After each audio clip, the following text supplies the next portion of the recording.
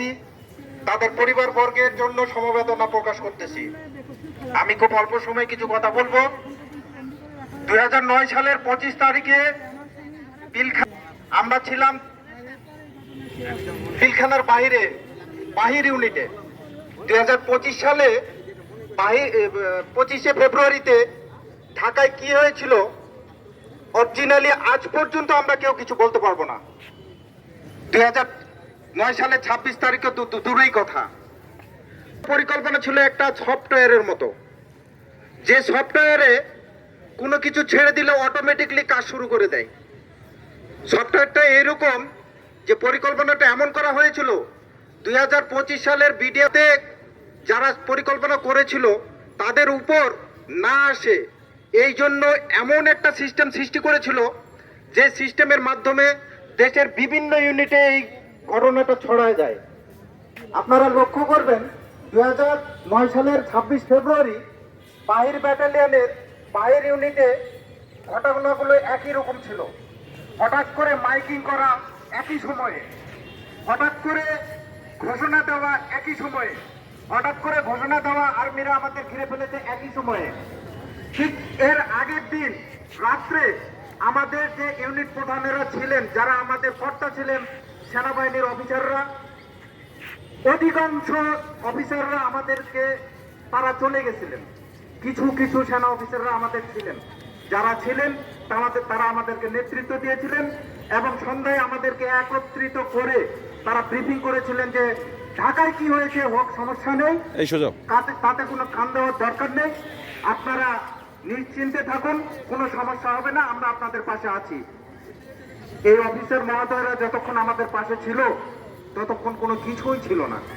হঠাৎ করে যখন এইসব গুজবে বাহির ব্যাটালিয়নে মাইকিং এবং ওই সেনাবাহিনী আসতে যে এরকম ঘটনা যখন শুরু হয়, এই অফিসাররা যখন চলে যায় তখন অটোমেটিকলি আমরা অভিভাবকহীন হয়ে পড়ি। এই অভিভাবকহীন হওয়ার পর যখন অভিভাবকই পালায় যায় তখন কিন্তু সন্তানেরা ঠিক থাকে, এরাও নিজের জীবন বাঁচানোর জন্য বিভিন্ন দিকে দৌড় দিয়ে একটা বিশৃঙ্খল পরিস্থিতির সৃষ্টি হয়ে যায়। আমি যেখানে ছিলাম সেই ঘটনাটা আমি সংক্ষিপ্তভাবে তুলি।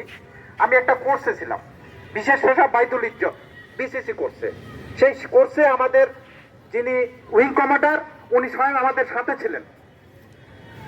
26 তারিখে যখন ঘটনাটা ঘটে 11টা পর্যন্ত আমাদের কিচ্ছু ছিল না, আমরা নিয়মিতভাবে ক্লাসেই ছিলাম, কোনো সমস্যাই নাই। হঠাৎ করে যখন মাইকে আওয়াজ হয় যে আর্মিরা আমাদেরকে ঘিরে ফেলেছে, তখন উনি হঠাৎ করে আমাদেরকে ছেড়ে দৌড় দিয়ে চলে যান। যখন উনি দৌড় দিয়ে চলে যান তখন আমাদের ছাত্ররা সবাই তো ভয়ে দিক বিদিক মানে ছোটাছুটি শুরু করে দেয়। আমি নিজেও পালাইছিলাম বান্দরবনের এক পাহাড়ের গুহায়। বিকেল 4টার সময় বের হয়ে এসেছি ক্ষুধার জ্বালায় খাওয়ার জন্য, যে বাঁচতে হবে। 4টার সময় এসে দেখি কিছুই তো নাই, সব ঠান্ডা হয়ে গেছে, যে যার মতো চলে গেছে। হ্যাঁ, এরপরে এইভাবে চলতে থাকে। আসলে 25-26 তারিখে হয়েছিল কি আদৌ আমরা কিছু জানতাম না। এর মধ্যে তো আবার মোবাইল ফোনের নেটওয়ার্ক বন্ধ করে দেওয়া হয়েছিল, আর কারোর সঙ্গে কোনো যোগাযোগও হচ্ছিল না।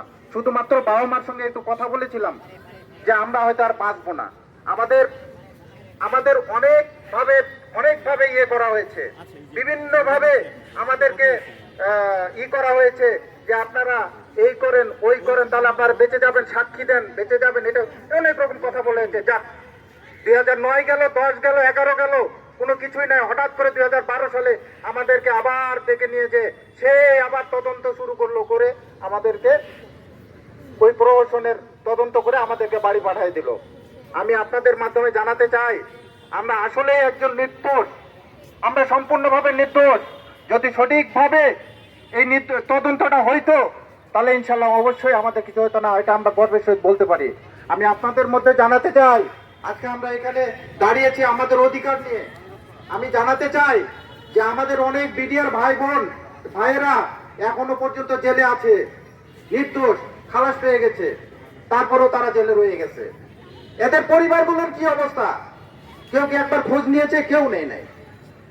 কেন? আমরা তো বাংলাদেশের নাগরিক, আমাদেরও তো অধিকার আছে, আমাদেরও তো বাঁচার অধিকার আছে। আমরা যোগ্য ছিলাম বিদায় আমরা সৈনিকে এসেছি, দেশকে ভালোবাসি।